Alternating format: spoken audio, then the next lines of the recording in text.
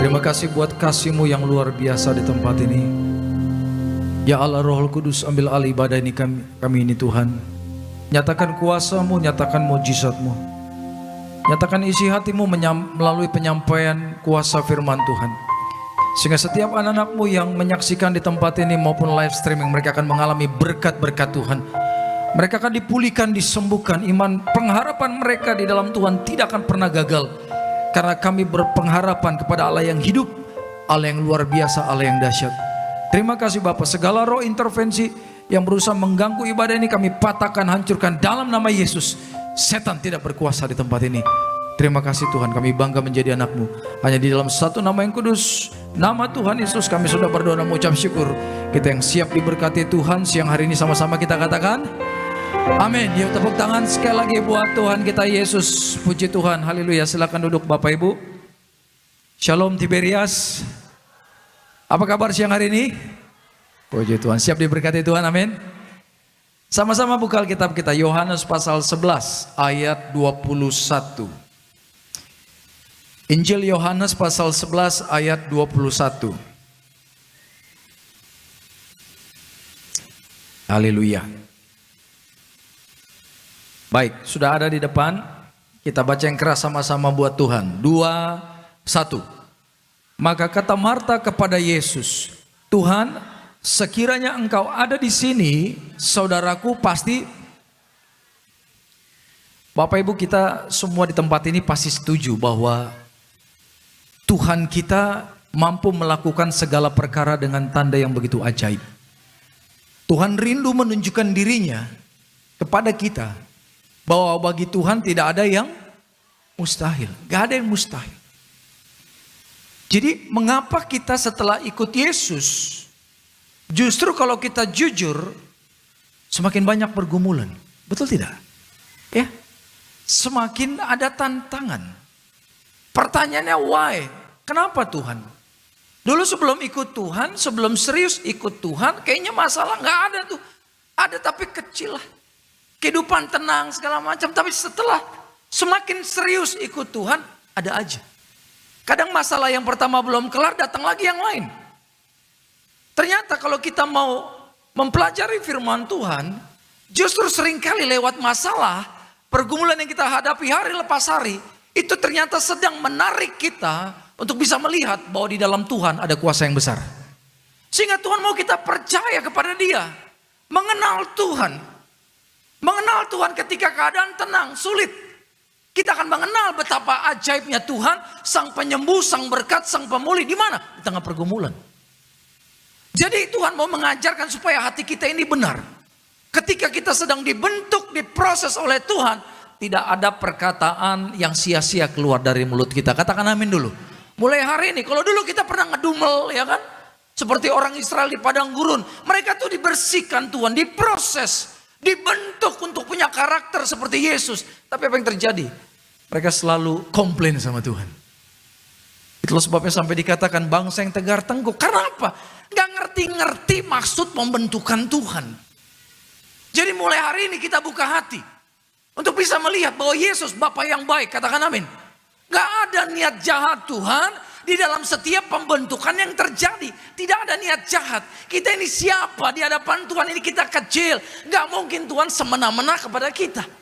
Mungkin ada orang tua di luar semena-mena kepada anaknya. Benar gak? Jahat kepada anaknya. Tapi jangan bawa pandangan itu untuk melihat Tuhan. Jauh-jauh berbeda. Tuhan kita tidak ada jahat-jahatnya, saudaraku, percayalah. Justru lewat pergumulan yang Tuhan izinkan, Bapak Ibu akan semakin cinta Tuhan. Amin. Semakin mengasihi Dia. Semakin kita sadar bahwa tanpa Tuhan kita ini bukan siapa-siapa.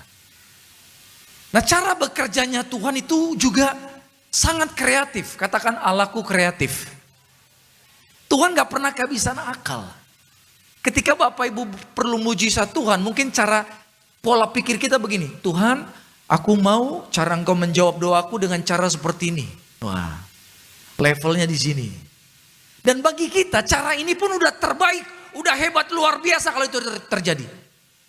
Tapi ternyata begitu kita ikut Tuhan, kita disadarkan Tuhan bahwa cara Tuhan bekerja beda dengan cara kita. Katakan amin. Gak sama. Apa yang menurut kita sudah hebat ternyata kecil di hadapan Tuhan.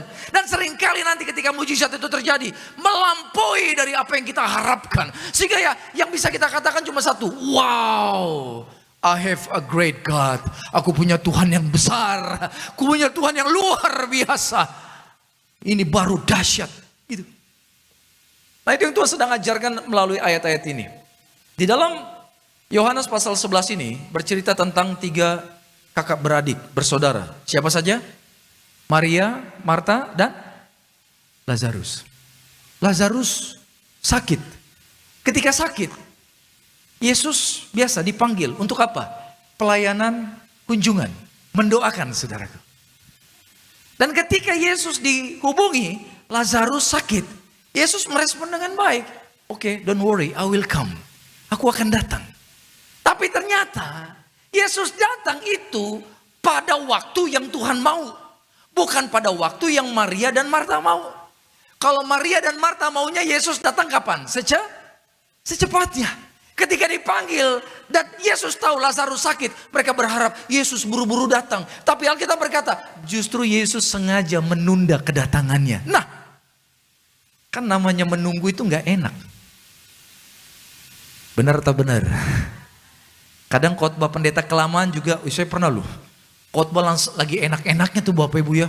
Bahan juga lagi banyak mau disampaikan. Ada jemaat tiba-tiba begini. Set. Udah lihat jam, lihat muka pendeta. Kemudian lihat jam lagi. Lihat muka pendeta. Seakan-akan kasih signal. Your time is up. Waktumu habis Pak Pendeta. Pendeta pun terintimidasi saudaraku. Ya kan langsung buyar. Khotbah saya sampai di mana tadi? Kadang di tengah ibadah aja kita kurang sabar. Bener gak? Kurang sabar. Mau buru-burunya kelar. Aduh. Film di mall kayaknya udah mau main nih. Waduh nih pendeta khotbahnya kelamaan. Memang jujur nunggu itu gak enak. Yang bener bilang amin dulu. Tepuk tangan dulu dong buat Tuhan Yesus. Ya. Tapi Tuhan bekerja pasti tidak pernah terlambat. Walaupun seringkali kita menganggap Tuhan terlambat. Tuhan tuh bekerja bukan dengan perhitungan manusia. Perhitungannya dia itu matang dan dahsyat luar biasa. Jadi ketika Yesus datang, ketemu Marta. Dan Marta bilang, Tuhan Lazarus meninggal. Tuhan bilang apa? Enggak, dia enggak meninggal. Dia modum katanya. Modum. Hah? Udah berhari-hari modum dari mana Tuhan? Itulah sebabnya Marta datang menjumpai Yesus. Ayat ke-21 tadi tolong dibuka lagi. Ini perkataan Marta. Coba kita renungkan perkataan ini. Marta berkata begini ya. Tuhan, sekiranya engkau ada di sini, saudaraku pasti tidak Saya mau tanya, coba renungkan kata-kata ini. Kira-kira dari kata-kata ini apa yang sedang disampaikan Marta kepada Tuhan Yesus? Tuhan, kalau kemarin kamu datang tepat waktunya waktu dia sakit, saya percaya kau tumpang tangan sembuh. Tapi udah mati dia, ya udah kita kuburkanlah dia. Kira-kira perkataannya ini perkataan sukacita atau kesel? Kesel ya? Kenapa kesel? Karena menganggap Yesus terlambat. Di sini Tuhan sedang mau membawa murid Yesus yang 12 plus Marta dan Maria untuk naik level. Naik level di hadapan Tuhan secara iman itu justru lewat tekanan, lewat pergumulan, lewat tantangan, di mana kita akan ketar-ketir melihat masalah yang besar itu. Tapi di situ Tuhan sedang berkata, jangan takut, kau punya aku Allah yang besar. Tepuk tangan dong buat Tuhan Yesus. Itu yang Tuhan sedang ajarkan buat mereka. Sebelum Lazarus meninggal, saya percaya murid Yesus, Maria, Marta sudah sering melihat Yesus sembuhkan orang sakit. Amin. Sudah sering melihat orang buta melihat, orang lumpuh berjalan. Bagi mereka mujizat itu hal yang biasa.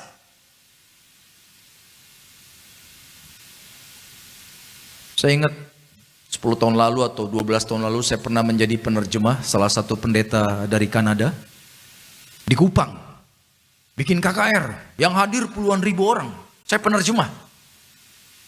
Di depan mata saya orang buta dari lahir melihat.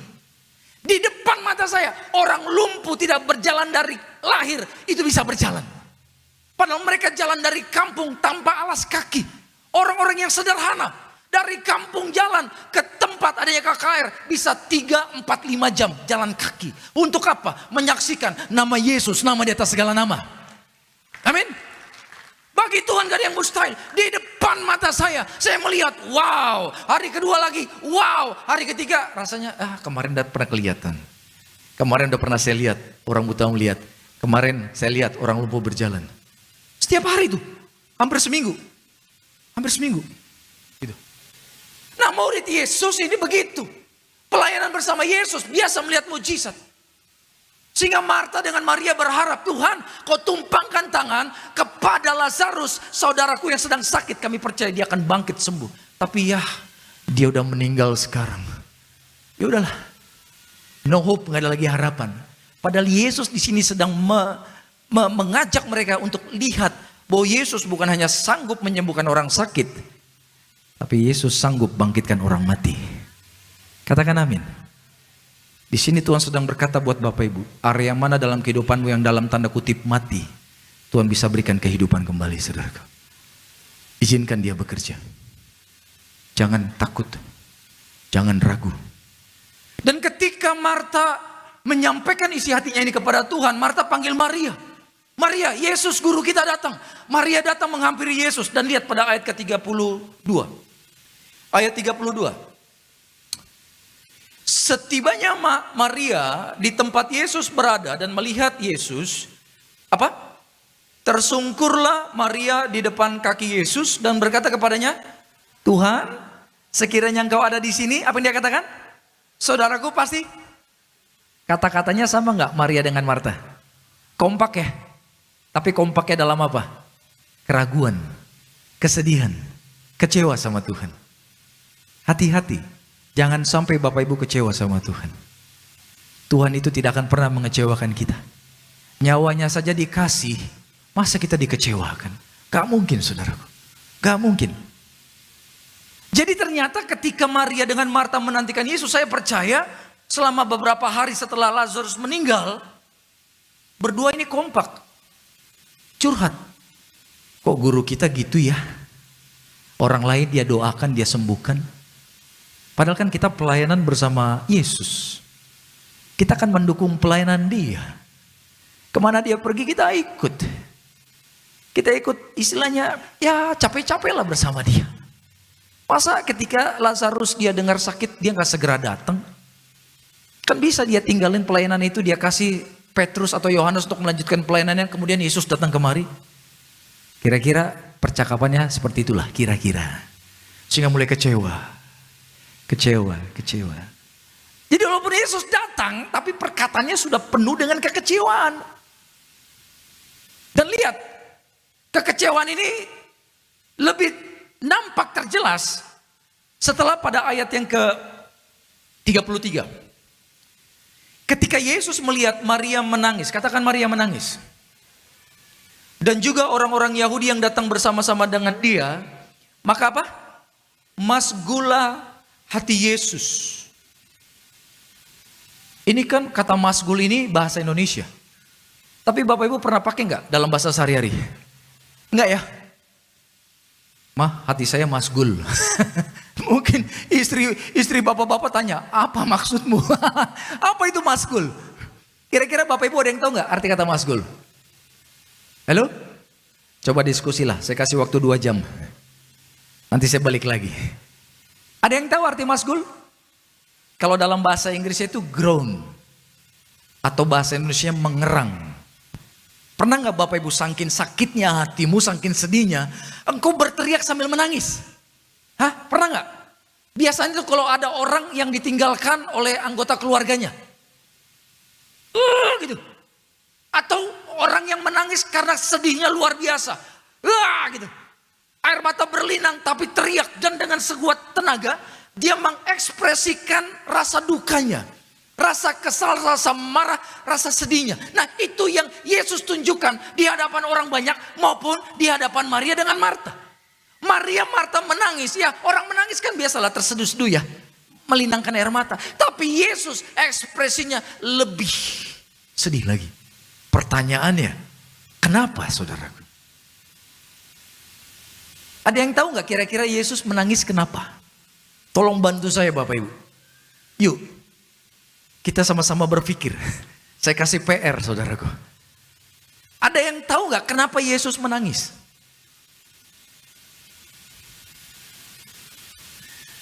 Ingat 2 jam batasnya. Hah? Terlalu cepat. Ada yang tahu? Dulu saya berpikir gini. Yesus menangis pasti karena Lazarus meninggal. Ada yang pernah berpikir gitu nggak? Ya, wajar Yesus menangis. Dia lihat Maria, Marta sedih menangis. Karena Lazarus meninggal. Itu pemikiran saya awalnya.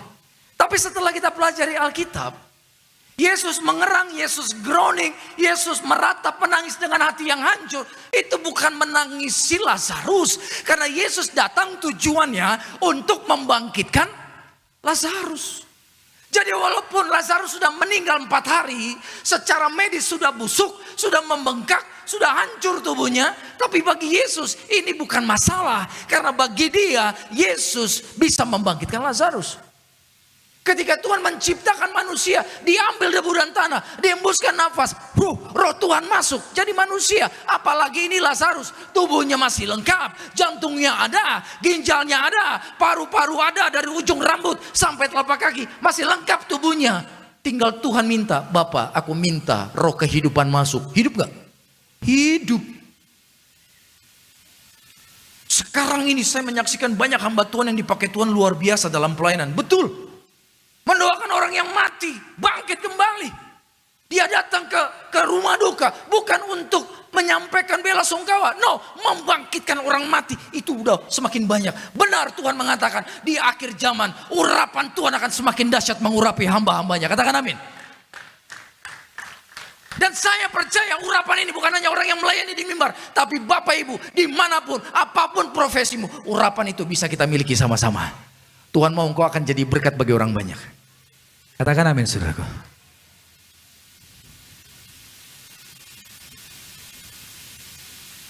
Jadi kenapa Tuhan sedih? Percayalah, Tuhan menangis. Karena dia melihat Maria Marta tidak percaya bahwa dia sanggup bangkitkan Lazarus. Ketika Yesus melihat sikap dan perkataan atau ketidakpercayaan Maria dan Maria, itu membuat hati Tuhan sedih.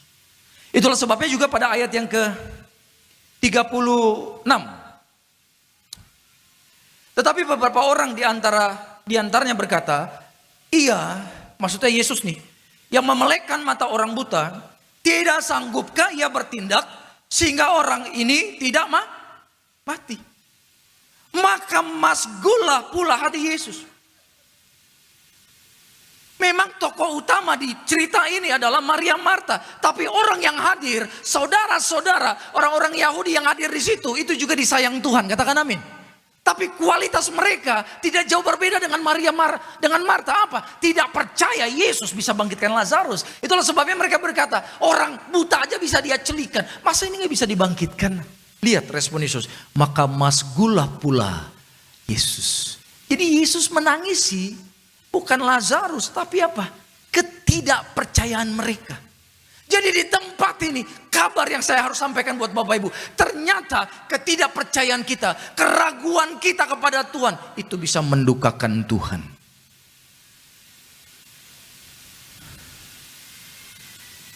Yang mendukakan Tuhan bukan hanya ketika kita berdosa, jinah, cabul, merampok, mencuri. Bukan. Ketika engkau tidak percaya kuasanya bisa memulihkanmu, itu pun mendukakan hati Tuhan. Katakan amin. Amin. Jadi mulai hari ini saudaraku, pastikan bahwa engkau mengenal Tuhan. Ketika kita sampai level mengenal Dia tanpa batas, maka engkau akan bisa melihat, engkau akan punya iman. Bagi Tuhan tidak ada yang mustahil. Sehingga engkau akan tenang. Engkau mungkin masih di tengah badai, di tengah pergumulan, tapi engkau tenang. Ketenangan surga mengalir dalam hati kita. Ini luar biasa loh saudaraku. Sehingga kita dengan orang lain bisa punya masalah yang sama, tekanan sama-sama berat, tapi respon dia bisa stres, bisa ketakutan, bisa marah, emosi, depresi. Engkau apa? Yes, aku bisa tetap tersenyum, bisa makan enak, bisa tetap fokus bekerja, tetap fokus mengurus suami, mengurus istri, mengurus anak-anak, bahkan pelayanan. Karena aku percaya aku punya Tuhan yang besar. Tepuk tangan yang meriah buat Tuhan kita.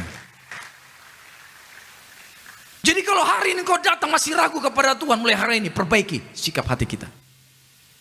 Jangan sampai Tuhan didukakan karena kita tidak percaya kepada kuasa Dia.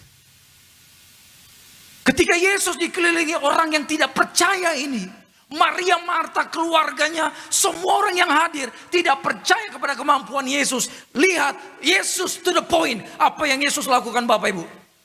Pada ayat yang ke 39, tolong buka, ini luar biasa. Lihat, sama-sama perhatikan. Maka kata Yesus apa? Angkat batu itu. Ketika Tuhan perintahkan, angkat batu itu. Artinya Tuhan akan melakukan sesuatu mujizat buat Lazarus.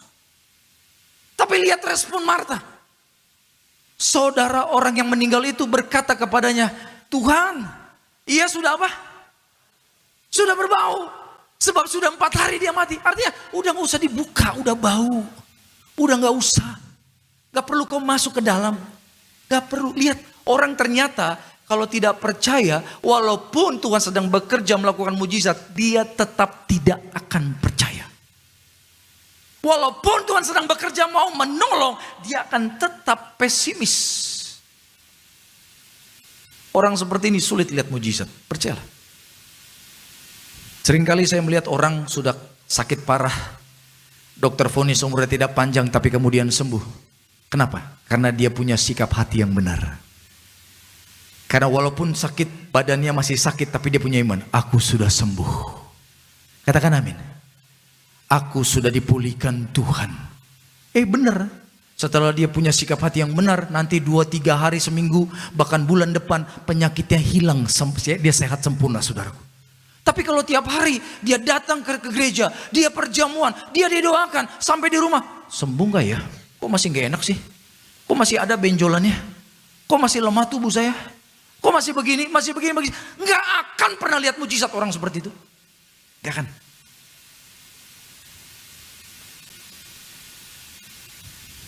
Saya ingat ketika saya sakit, dulu kerjaan saya merawat pasien. Jadi saya tahu kalau orang sakit dalam level tertentu, wah ini bahaya buat nyawanya. Nah saya sudah di level itu. Saya tahu kondisi fisik saya, kalau saya tidak segera ditangani bisa putus nyawa saya. Akhirnya apa? Saya mau berobat, mau ke dokter. Tapi saya tanya sama Tuhan. Tahu jawaban Tuhan? Tidak perlu ke rumah sakit. Aku akan sembuhkan engkau di rumah. Aduh. Langsung saya tanya, ini suara Tuhan atau suara siapa ini? Bukan artinya di sini saya anti dokter, bukan. Tuhan pakai dokter luar biasa, katakan amin. Mertua saya almarhum dokter. Dari tangan dia banyak mujizat terjadi. Tanpa obat dia tumpangi tangan, pasiennya banyak yang sembuh. Sekalian dokter, sekalian hamba Tuhan. Pelayanan. Itu yang saya saksikan dari almarhum mertua saya. Jadi saya sangat menghargai profesi seorang dokter. Tapi saat itu Tuhan sedang melatih hidup saya untuk bisa melihat bahwa tidak ada yang mustahil di dalam Tuhan. Tepuk tangan buat Tuhan Yesus. Apa yang saya katakan? Tuhan, aku percaya Engkau Allah penyembuh. Kalau kemarin-kemarin Tuhan tolong saya percaya saat ini pun Tuhan tolong aku. Setiap hari saya ngaca dan saya ngomong sama diri saya, aku sudah sembuh. Tubuh ini dari ujung rambut sampai telapak kaki sudah dibayar lunas oleh darah Yesus. Karena itu sakit penyakitku, perintahkan keluar. Kau tidak punya hak atas hidupku.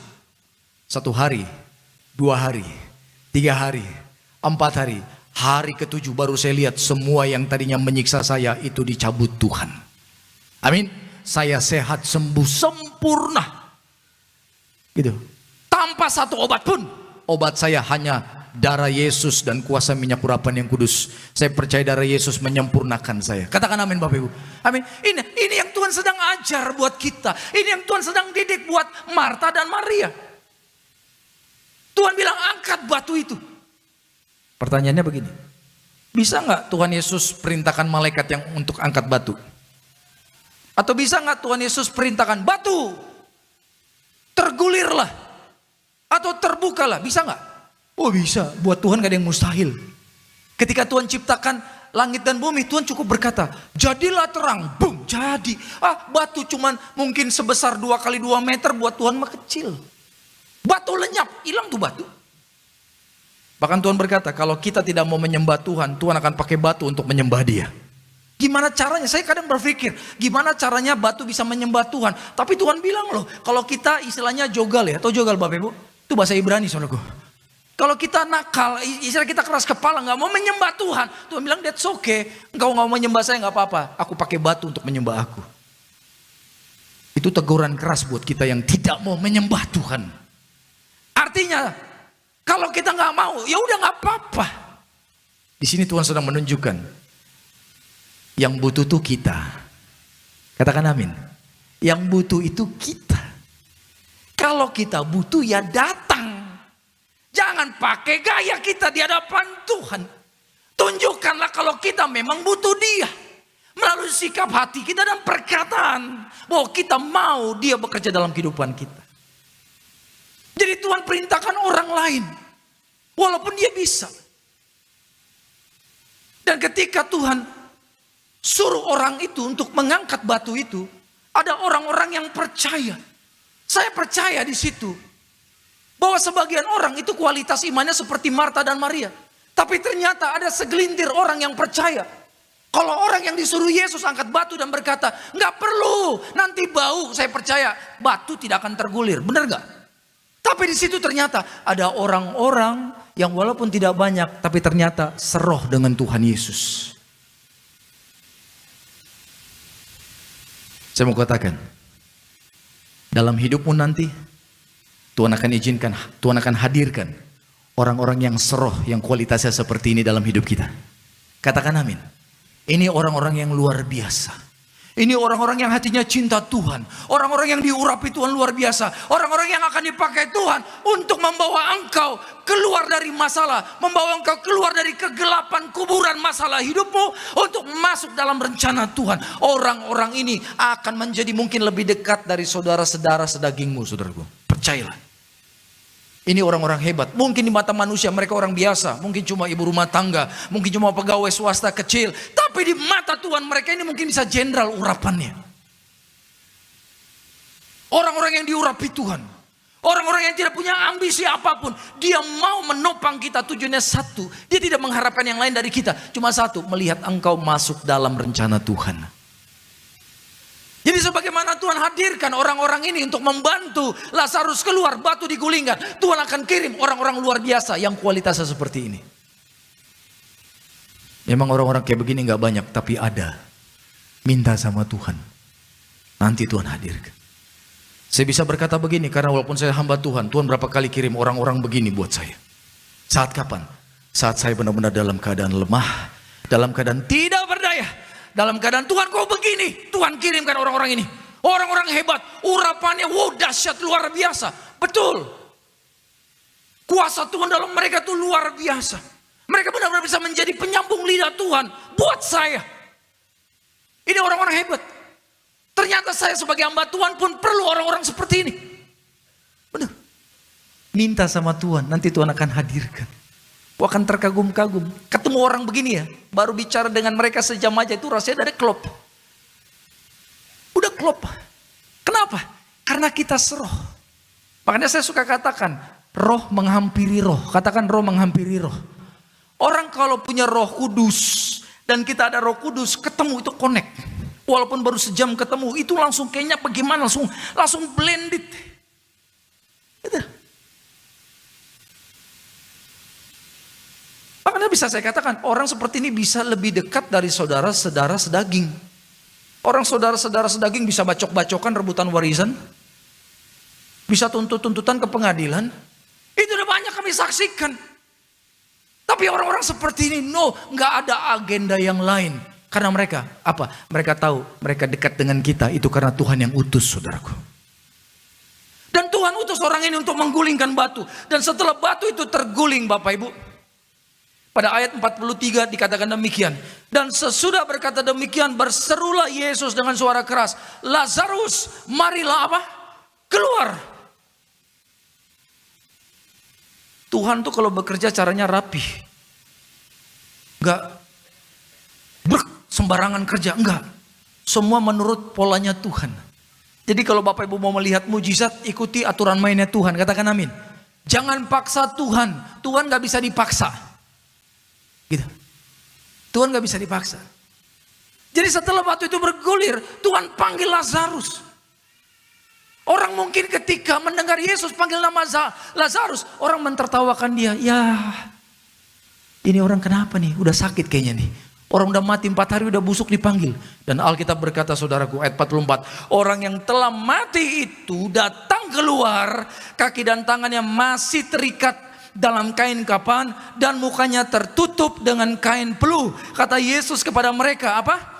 Bukalah kain-kain itu dan biarkan ia pergi. Kembali lagi Tuhan Yesus izinkan orang-orang yang seru dengan Yesus datang untuk membantu Lazarus melepaskan ikatan kain kapan di kaki dan di tangannya. Akan ada waktunya ketika engkau dalam pergumulan yang berat, kau merasa engkau di dalam kuburan. Kuburan itu tempat yang tidak ada harapan. Kuburan itu tempat yang gelap, tidak ada kehidupan. Kau mungkin merasa di situ dan kau merasa aku nggak bisa keluar. Udah Tuhan, habis saja hidupku Tuhan. Mungkin itu pikiranmu, tapi saya mau katakan Tuhan akan kirim orang-orang datang untuk menggulingkan batu sehingga kau bisa keluar. Dan Tuhan juga akan mengirim orang-orang untuk meletakkan tangan atasmu sehingga segala ikatan roh jahat kuasa gelap akan terlepas in the name of Jesus, dalam nama Yesus. Oh haleluya. Orang-orang yang taat, yang setia, yang akan mendoakanmu. Orang-orang ini akan Tuhan hadirkan. Saya ngomong begini sangat bersemangat karena saya pernah ngalamin. Saya mengucap syukur buat orang-orang yang Tuhan pernah kirim. Saya selalu ingat nama mereka di sini. Saya ingat wajah mereka. Saya ingat bagaimana ketulusan mereka. Mereka ini orang-orang yang luar biasa. Mereka cinta Tuhan luar biasa. Orang seperti ini ada di luar, percayalah. Kau minta Tuhan kirim, saudaraku. Mungkin saat ini Bapak Ibu kau sering dikecewakan orang. Kau sering dimanfaatkan orang. Sehingga kau tertutup dengan pendatang baru. Saya mau katakan, orang-orang ini tidak punya agenda yang lain. Kalau yang dulu pernah mengecewakan, orang-orang ini orang-orang yang diurapi Tuhan. Orang-orang yang luar biasa. Nama mereka mungkin tidak dicatat dalam Alkitab. Tapi peranan mereka tercatat luar biasa. Kita bisa lihat bagaimana ketika Lazarus keluar dari kubur itu. Banyak orang-orang yang berperan di sini. Saudaraku. Mungkin saat ini Bapak Ibu merasa engkau dalam kubur. Secara fisik kita belum mati. Tapi secara roh engkau terkurung. Kau nggak bisa bebas. Kau tidak bisa bangkit. Kau tidak bisa bangun. Semua tertutup rapat, kau tidak bisa lagi bergerak. Kau makan merasa tidak ada lagi pengharapan. Tapi kabar baik di tempat ini, Tuhan sanggup gulingkan batu itu. Dan Tuhan yang sama saat ini sedang berkata, keluar. Namamu sedang disebut saat ini. Dan Tuhan katakan, keluar. Tuhan akan bawa engkau keluar dari masalahmu. Tuhan akan bawa engkau keluar dari sakit penyakitmu. Tuhan akan bawa engkau keluar dari kegagalanmu. Tuhan akan bawa engkau keluar dari rasa sakit hatimu. Katakan amin. Karena dia Allah yang mampu, bagi Tuhan tidak ada yang mustahil. Jadilah Lazarus di akhir zaman. Yang melihat mujizat Tuhan. Yang mati dibangkitkan. Apapun yang pernah mati dalam kehidupanmu. Mungkin pengharapan, mungkin sukacita, mungkin imanmu, mungkin kesehatanmu, mungkin pernikahanmu, mungkin anak-anakmu sudah mengalami hal yang tidak baik. Saya mau katakan, izinkan Tuhan membangkitkan mereka semua. Tepuk tangan yang meriah buat Tuhan kita Yesus. Puji syukur kami naikkan kepadamu Bapa yang baik. Sungguh kami bangga jadi anakmu. Di siang hari ini kami terima urapan yang sama. Kuasa yang membangkitkan Lazarus saat ini pun ada di tempat ini. Membangkitkan iman percaya kami. Di dalam nama Tuhan Yesus, mari semua bersama-sama kita katakan amin. Yuk tepuk tangan buat Tuhan kita sekali lagi. Saat di siang yang indah ini kita siapkan hati kita untuk terima yang terbaik, tubuh dan darah Tuhan Yesus Kristus. Kita boleh siapkan roti dan anggur yang didoakan menjadi tubuh dan darah Tuhan Yesus Kristus. Mari sama-sama dengan hati mengucap syukur bangkit berdiri di hadapan Tuhan. Sebab tubuhmu dan darahmu tercurah bagi setiap kami ya Bapa.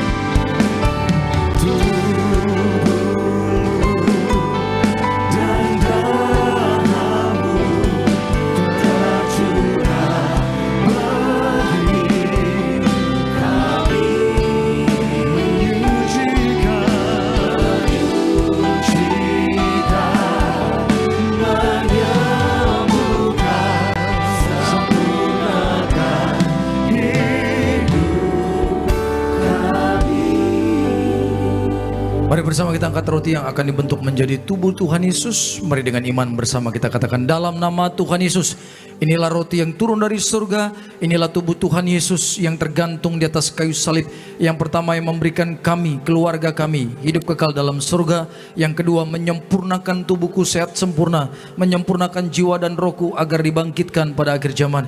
Yang ketiga tubuh Kristus yang tertombak, tertikam di atas kayu salib agar kami bersama keluarga tidak terkapar di meja operasi, tidak terkapar di rumah sakit. Kami tidak lumpuh, tidak pikun, tidak koma, tidak terkapar di ruang ICU. Kami tolak kanker tumor, kami tolak leukemia. Doaku hari ini segala penyakitku sudah sembuh, diangkat di atas kayu salib dalam nama Tuhan Yesus. Inilah roti yang turun dari surga, inilah tubuh Tuhan Yesus Kristus.